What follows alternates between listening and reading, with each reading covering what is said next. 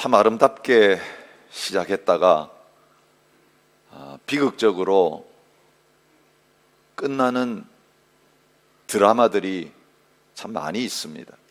막장 드라마라고 그렇게 이야기를 하죠.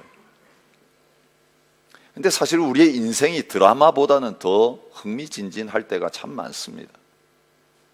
지어낸 이야기가 아니라 오늘 실제 우리의 삶이 그렇게 순탄하지 않기 때문에 그렇습니다. 하나님과의 우리의 관계도 마찬가지입니다. 에스겔서 16장을 오늘까지 4일째 지금 묵상하면서 성경 전체의 역사를, 우리 신앙생활의 전체 모습을 딱 한 장에다가 요약하면서 드라마처럼 보여주시는 것을 확인하게 됩니다. 그런데 이 세상의 드라마와 다른 점이 있습니다.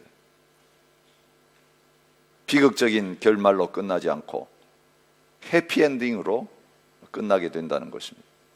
여러분, 이 말씀을 기록할 때는 아직 뒤에 어떤 일이 올지 알 수 없던 때였습니다. 이제는 끝장났다라고 생각되는 가장 절망적인 상황 속에 하나님 백성들이 놓여 있을 때입니다. 그런데 하나님은 이 말씀을 통해서 아직 내가 끝내기 전에는 끝난 거 아니다. 가장 아름다운 결말이 남아있다라고 하는 것을 말씀을 통해서 보여주고 계십니다.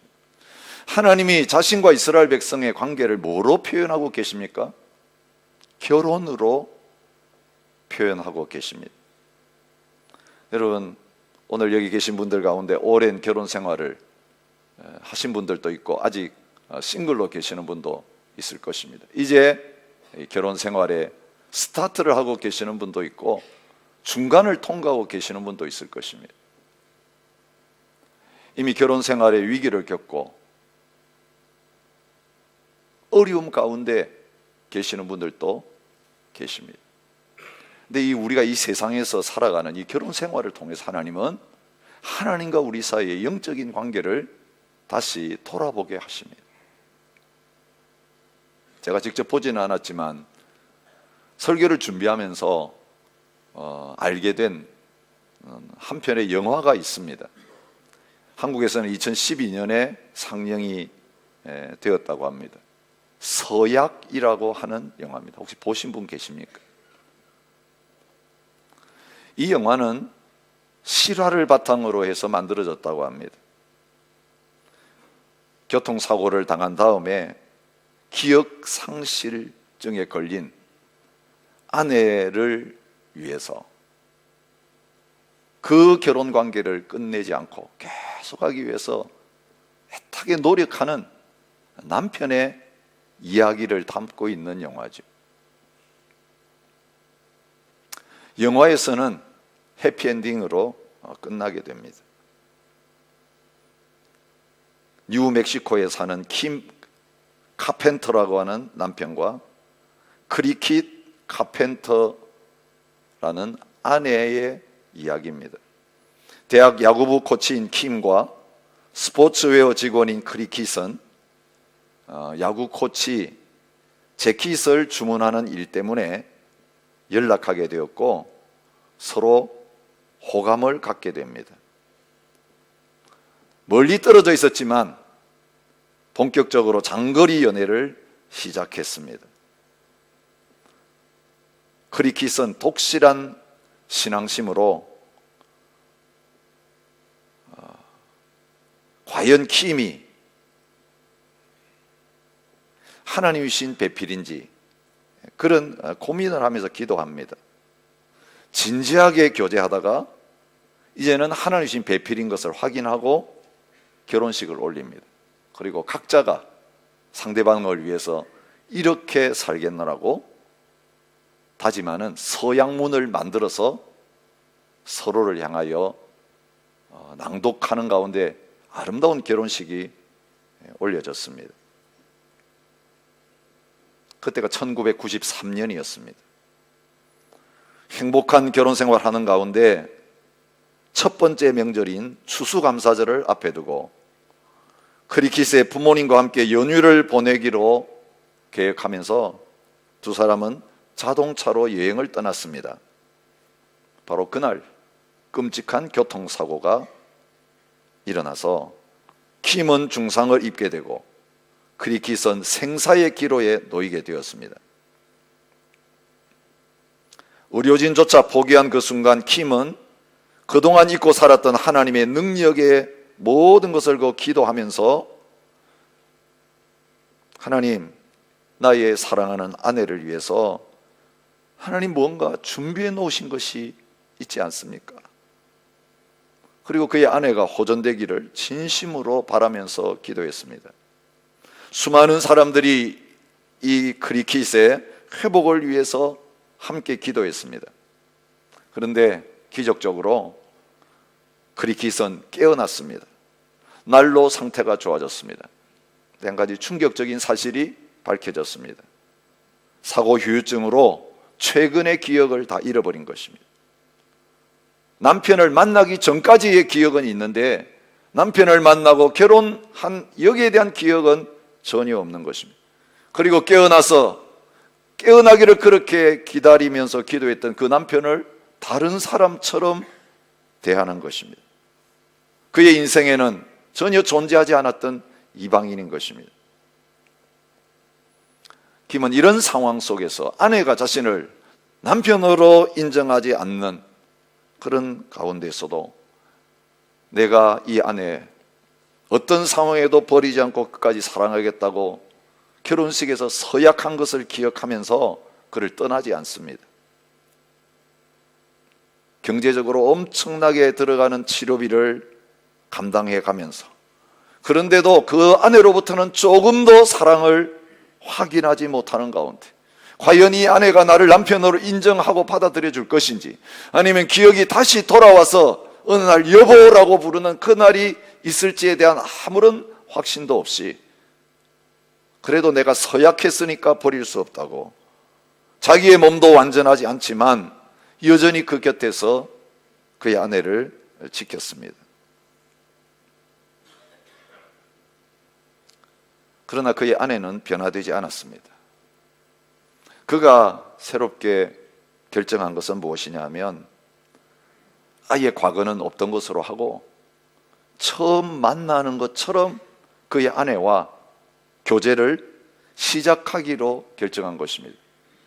여러분 옛날에 상영되었던 노트북이라고 하는 영화가 노부부의 이야기를 비슷하게 다루고 있는 것을 여러분 기억하실 것입니다. 그러는 가운데 그의 아내는 처음 만난 그에게 옛날 그렇게 했던 것처럼 마음을 열기 시작하고 사랑을 느끼기 시작하고 나와 결혼해 주겠느냐라고 할 때 당신과 결혼하겠습니다라고 하는 그런 약속을 했습니다. 그래서 3년 후에 1996년에 두 번째 결혼식을 올립니다. 사실은 두 번째 결혼이지만 기억을 상실한 그의 아내에게서는 첫 번째 결혼입니다. 그러면서 다시 서약을 합니다. 그의 아내는 기억이 돌아오지 않았습니다. 그럼에도 불구하고 그 남편이 하나님 앞에 섰던 그 서약을 붙들고 계속해서 포기하지 않고 노력한 결과 결혼하는 그 자리까지 이르게 된 거죠. 이게 알려지면서 많은 사람들에게 감동을 줬고 그리고 영화로까지 만들어지게 된 것입니다. 그 두 사람은 아주 유명한 사람이 되었습니다. 근데 이 예화를 찾다 보니까 결국 이렇게 감동적인 스토리, 많은 사람들이 그 영화를 보면서 가정을 회복하고 부부관계를 회복하고 많은 사람들이 영향을 받았던 이 부부가 결혼 25년이 되는 작년에 이혼했다라고 하는 비극적인 결말을 알게 되었습니다. 그런데 이혼의 이유가 참 재미있습니다. 남편인 킴이 외도하는 것이 의심이 되어서 아내가 결혼을 결정했다. 2명의 자녀가 있었고 그동안 행복한 결혼 생활을 했지만 그 남편이 자기에게 베풀어진 그 사랑을 잊어버리고 기억해야 될 것은 기억하지 못하고 기억하지 말아야 될 것을 기억하면서 그 가정의 감동적인 스토리는 새드 엔딩으로 끝나고 말았다는 것입니다. 여러분, 우리 주위에서 이런 이야기들 우리가 너무 많이 듣습니다. 환상적인 결혼, 환상적인 커플. 근데 불과 얼마 되지 못했어. 위기를 만났을 때 그것이 이어지지 못하고 비극적인 결말을 맺는 경우들을 우리가 얼마나 많이 봅니까? 최근에 가서 들었던 충격적인 한 가정의 이야기가 있습니다. 조슈아 해리스라고 하는 목사님의 이야기예요. 여러분 혹시 아세요? 조슈아 해리스. 노 데이팅이라고 하는 베스트셀러를 썼던 분입니다. 21살의 나이에 정욕이 벌벌 끓어오르는 그 나이에 그는 하나님 앞에서 젊은이들이여 데이트하지 마세요. 순결을 지키세요. 그런 메시지로 책을 썼습니다. 그리고 나서 과거의 방종한 삶을 다 끊고 그가 쓴 책대로 살다가 사랑하는 아내를 만나서 결혼 생활을 했습니다. 3명의 자녀를 얻었습니다. 아내와 결혼한 다음에 예스 데이팅이라고 하는 책을 써서 또 베스트셀러가 되었습니다. 목회하면서 많은 성도들에게 감동을 줬고 좋은 목사님으로 기억되고 있는, 온 세계가 다 알고 있는 훌륭한 목사님이셨습니다. 최근에 그가 SNS에 글을 남겼습니다. 20년의 결혼 생활을 끝내고 아내와 이혼하기로 했습니다. 3명의 자녀는 서로가 돌보기로 했습니다. 결혼에 관한 가장 감동적인 책을 써서 많은 젊은이들과 많은 그리스도인들에게 영향을 끼쳤던, 그리고 그 많은 성도들에게 아름다운 결혼 생활을 통해서 선한 영향을 끼쳤던 그의 마지막이 이렇게 비극적으로 끝난 것. 근데 더 비극적인 것이 뭔지 아세요? 저는 더 이상 그리스도인이 아닙니다라고 고백한 거예요. 저는 기독교 신앙을 이제 떠나기로 했습니다라고 고백한 거예요. 여러분, 그를 통해서 예수님을 알고 그를 통해서 주님 앞에 나왔던 그 많은 성도들이 이 목사님의 마지막 모습을 보면서 어떤 충격을 받았을지 생각합니다. 여러분, 이 세상에서는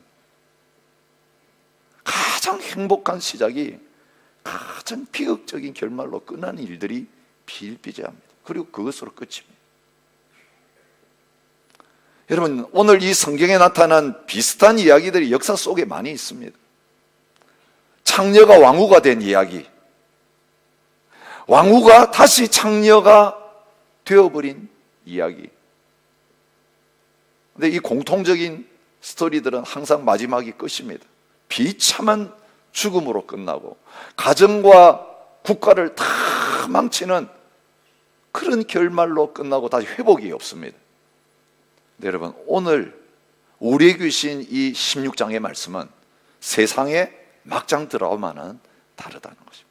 다 끝났다고 생각하고 끝날 것처럼 보이지만 거기에 개입하시는 하나님의 은혜와 사랑으로 말미암아 다시 새로운 시작이 있을 수 있다는 것을 보여주고 계십니다.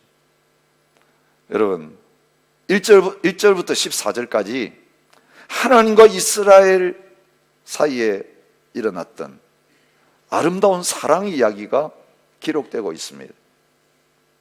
피투성이가 되어서 버려진 여자아이를 지나가다가 보고 그 피를 닦아주고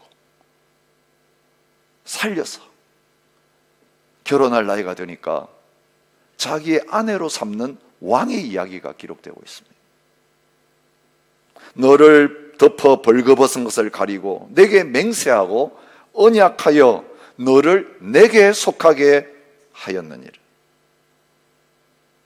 내가 물로 내 피를 씻어 없애고 내게 기름을 바르고 수노 옷을 입히고 물돼지 가죽신을 신기고 가는 배로 두르고 모시로 덧입히고 폐물을 채우고 팔고리를 손목에 끼우고 목걸이를 목에 걸고 코고리를 코에 달고 귀고리를 귀에 달고 화려한 왕관을 머리에 씌웠나니 이와 같이 내가 금은으로 장식하고 가는 배와 모시와 수놓은 것을 입으며 또 고운 밀가루와 꿀과 기름을 먹음으로 극히 곱고 형통하여 왕후의 지위에 올랐느니라.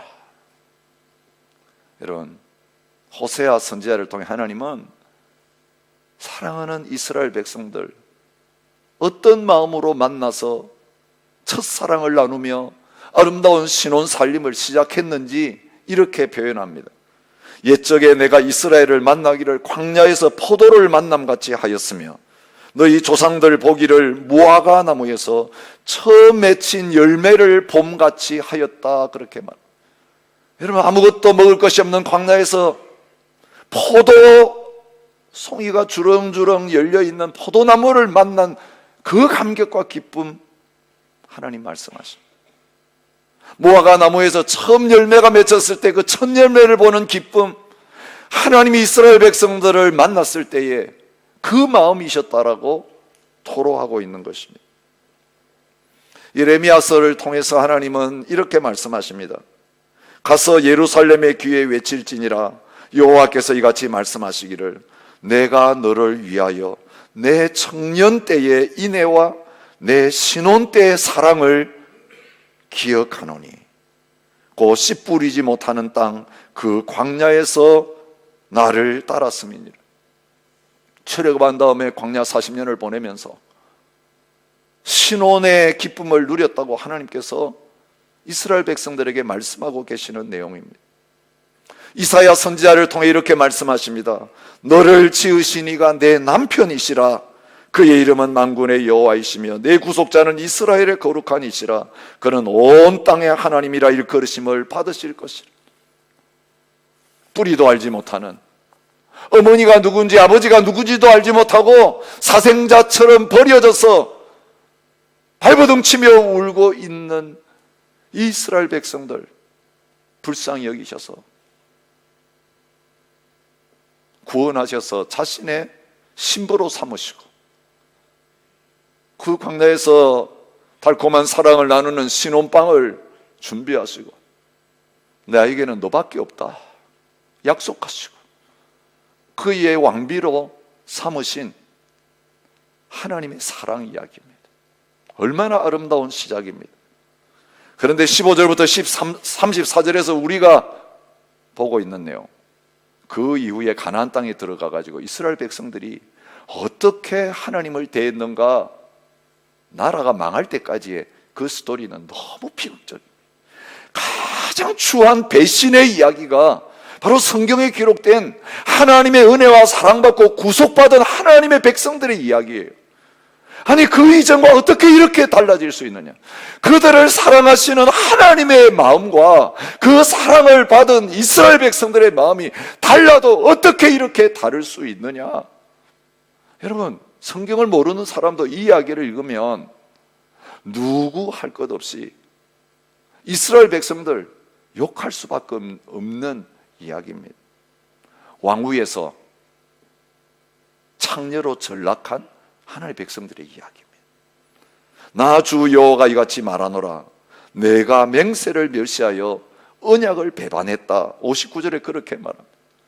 무슨 언약을 배반했습니까?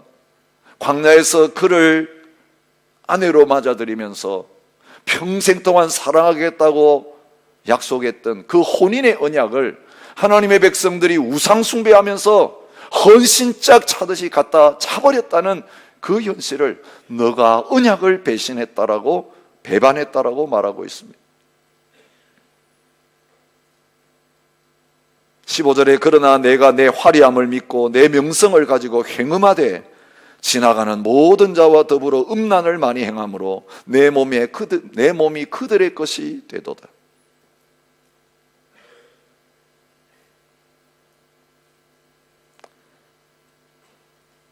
애국과 행음하고 아수르와 행음하고 마지막에는 바벨론과 행음하고.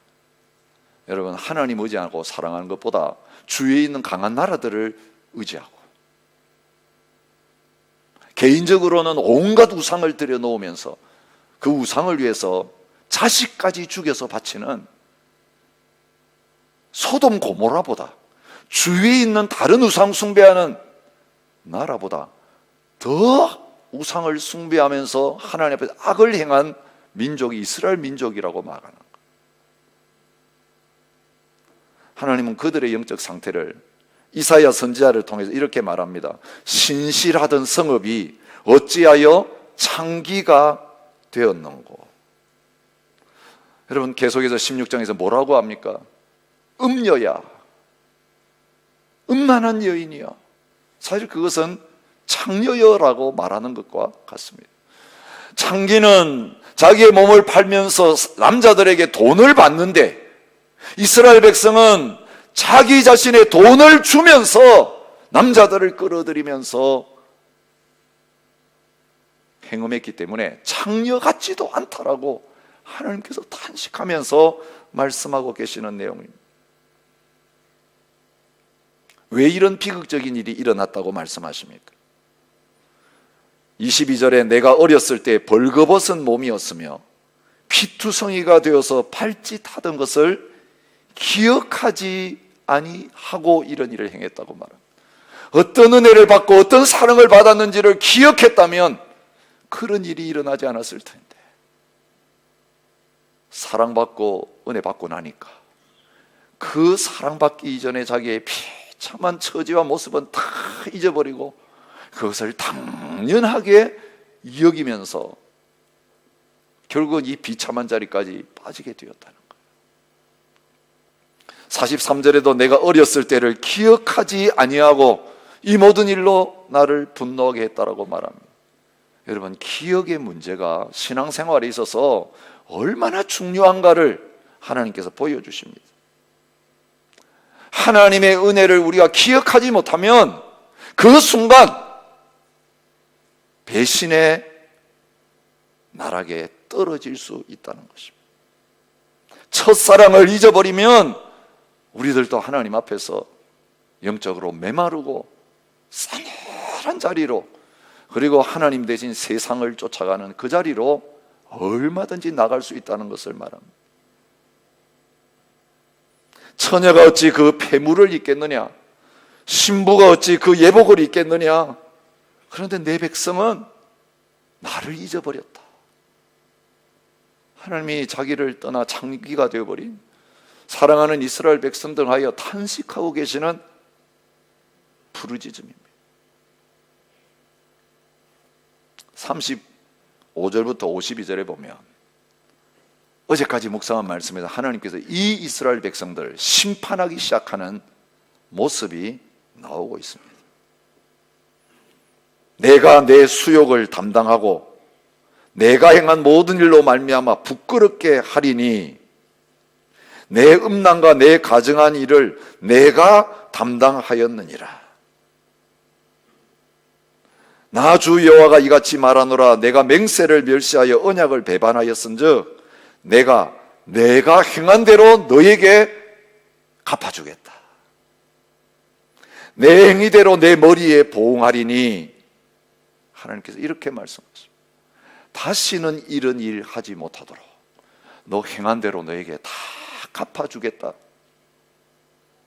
여러분, 이게 이스라엘 백성들이 포로로 끌려오고 나중에는 성전을 다 잃어버리고 나라가 망해서 바벨론에서 70년의 세월을 보내게 되는 이유인 것을 말해주고 있습니다.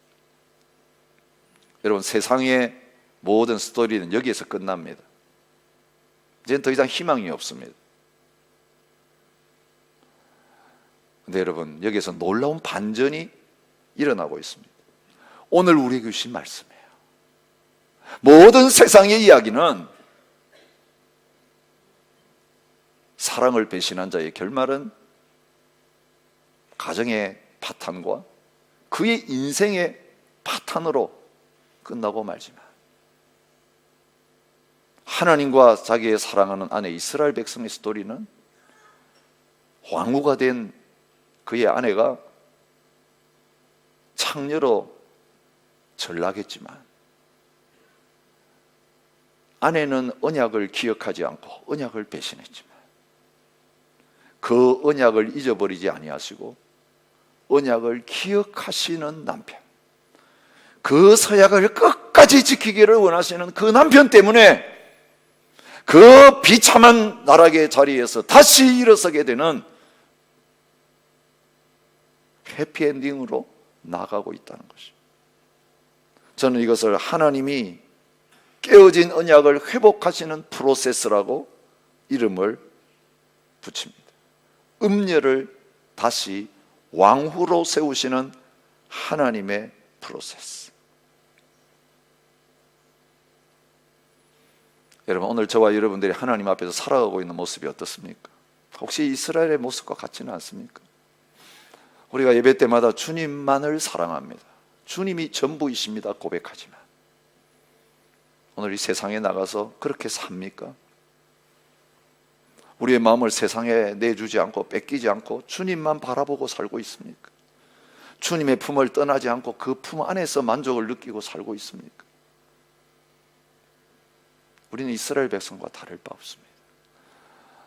죄 없는 자가 돌로 치라고 가늠하다가 현장에 달려온 그 여인 죽여야 된다고 혈안에 되어 있는 사람들에게 주님 말하셨던 것처럼 이 이스라엘 백성들, 왕후의 자리에서 음녀가 되어버리고 창녀가 되어버린 이 이스라엘 백성들 향해 손가락질하고 돌 던질 사람 우리 가운데 아무도 없다는 것을 주님 말씀해 주고, 우리가 그렇게 살고 있습니다.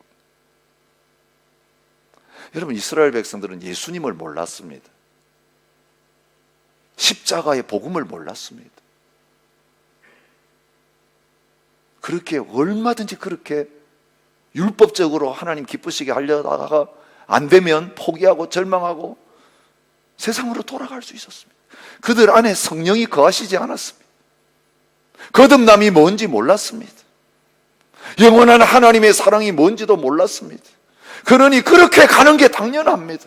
육체적으로 살아가는 게 당연합니다. 그런데 우리는 어떤 사람입니까? 예수 그리스도로 말미암아 거듭난 사람입니다. 성령이 우리 안에 거하시는 사람입니다. 십자가와 부활의 복음을 알고 있는 사람입니다. 그런데 실제로 우리의 삶의 모습을 보면 이 이스라엘 백성들보다 더 비참한 자리에 빠져 있을 때가 더 많은 것이 우리의 모습입니다. 너 잘못은 너가 감당해, 너 뿌린 씨는 너가 거둬라고 하나님 말씀하시고 끝내시면 우리 소망 없는 사람들.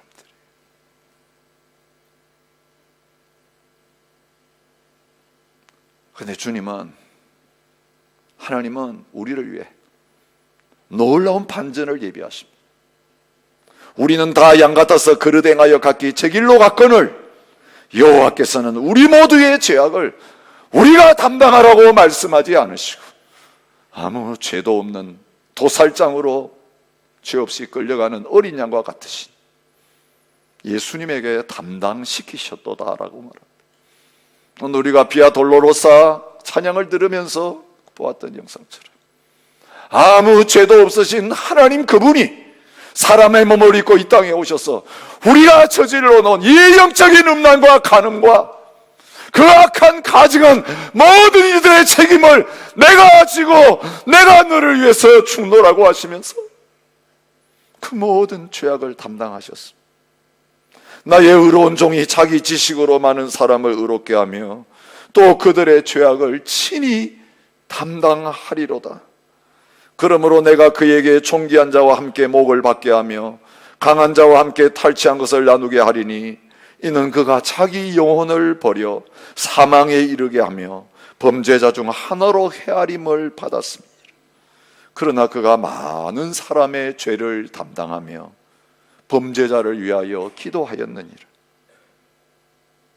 십자가에 비참하게 달려 버림당하신 이유가 뭡니까? 신부의 옷 다 벗기고 폐물 다 빼앗고 벌거벗은 채로 길바닥에 던지면서 너 처음 이랬어. 아무도 너의 수치와 부끄러움을 가리워주지 아니하고 벌거벗은 채 피투성이가 되어 버림받은 너를 내 옷으로 덮고 내 옷으로 입히고 내 폐물로 장식하여 아름답게 만들었더니 그것 가지고 나아가서 다른 우상들에게 바치고 섬기면서 음란한 삶을 살았다면 이제 그거 다 빼앗고 벌거벗겨가지고 길바닥에 내던져도 너는 할 말이 없어. 여러분, 우리가 당해야 될 게 바로 그런 비참한 저주와 심판과 죽음밖에 없었어. 그런데 예수님이 벌거벗긴 채 십자가에 죽으신 물 한 모금도 제대로 마시지 못한 채 나는 목마르다고 부르짖는 자리에 서 계신 거예요. 실제로 예수님이 십자가에서 벌거벗은 채 죽음을 당하셨어요. 우리가 벌거벗긴 채 그 저주의 십자가에 달려 있어야 되는데 하나님의 사랑을 받고서도 배신하고 하나님의 사랑을 안다고 하면서도 세상을 버리지 못하고 끊어버리지 못하고 세상 나가면 돈을 사랑하고 쾌락을 사랑하고 내 자신을 하나님보다 더 사랑하는 그런 삶을 살아가는 저희들을 향하여 주님이 대신해서 모든 우리의 수치와 부끄러움을 담당해 주심으로 말미암아 그 예수 그리스도 안에서 모든 잃어버렸던 지위를 다시 회복시켜 주시는 은혜가 있는 것을 보여주고 있습니다. 너의 사로잡힌 자의 사로잡힘을 풀어주며 53절이 말합니다. 너와 딸들도 너희 옛 지위를 회복할 것이니라 주님께서 약속하십니다.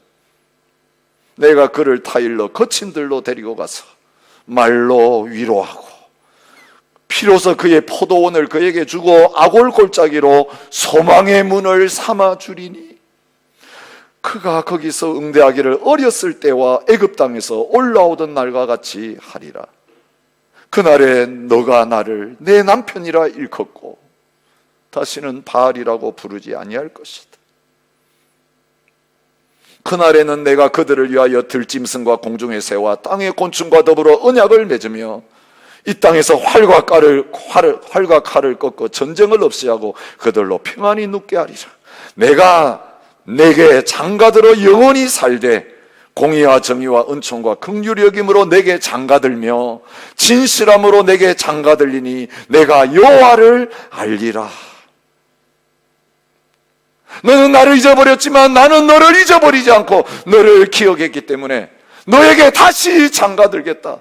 처음 광야에서 장가들었던 것처럼 이 바벨론에서 너를 끌어낸 다음에 너와 다시 장가들어서 너를 내 남편, 너를 내 아내로 왕후의 지위에 회복시키겠다.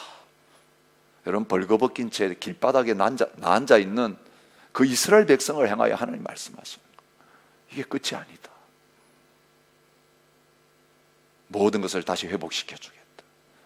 탕자가 돌아왔을 때 그 낡은 옷 벗기고 새 옷을 입히고 신발을 신기고 반지를 끼워주고 잔치를 벌여주었던 아버지처럼 우리의 남편 되신 하나님께서 창녀와 같은 저희들이 이런 놀라운 은혜를 베풀어 주시겠다고 약속하고 계시는 것입니다. 그 모든 것이 어디서 시작합니까?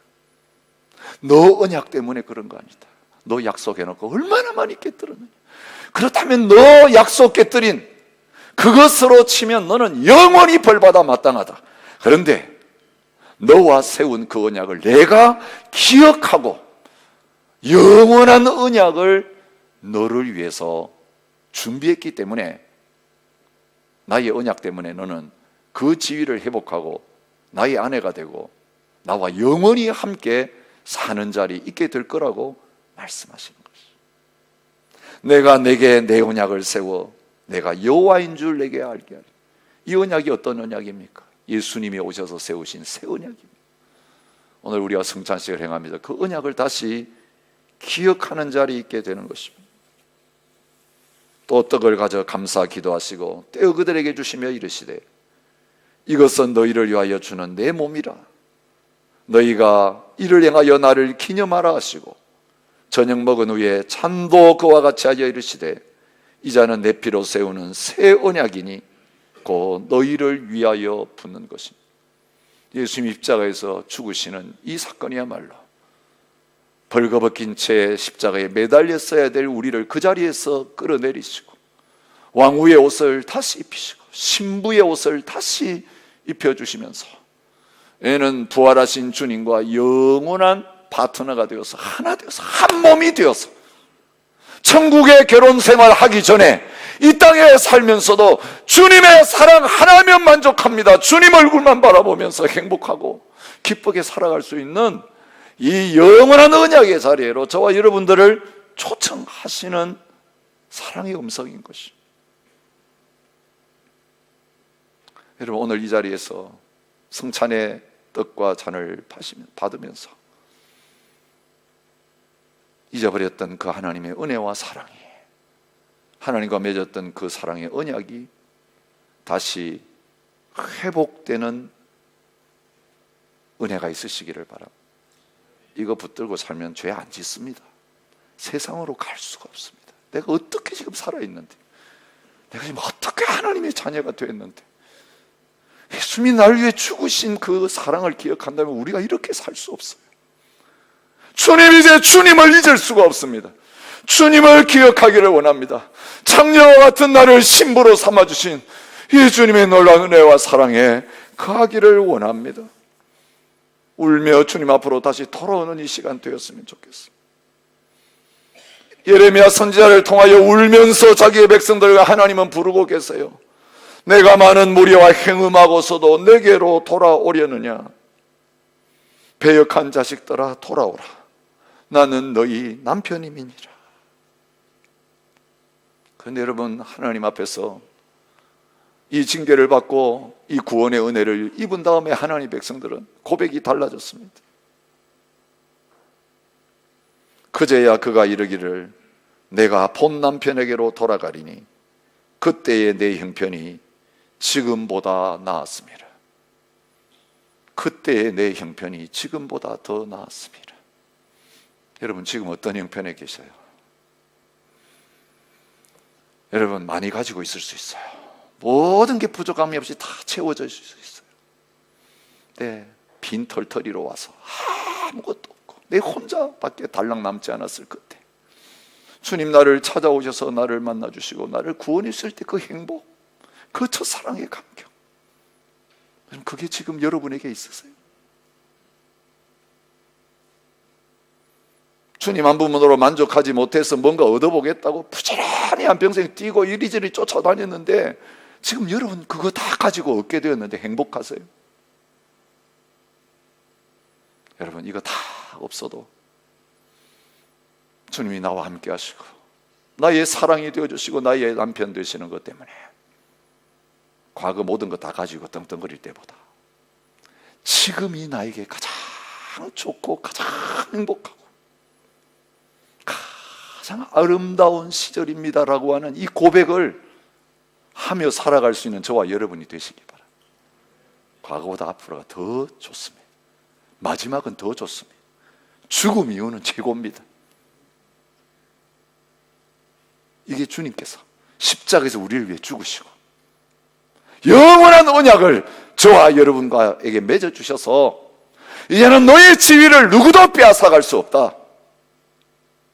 너에게 주는 행복은 영원히 너의 것이라고 말씀하시는 주님 때문에 가능한 것입니다. 오늘 그 영적으로 상실되었던 하나님과의 사랑의 기억이 오늘 이 성찬식독에서 온전히 회복되는 복된 자리가 될 수 있기를 주님의 이름으로 축복합니다. 함께 찬양하면서 이 성찬식의 자리에 나가겠습니다.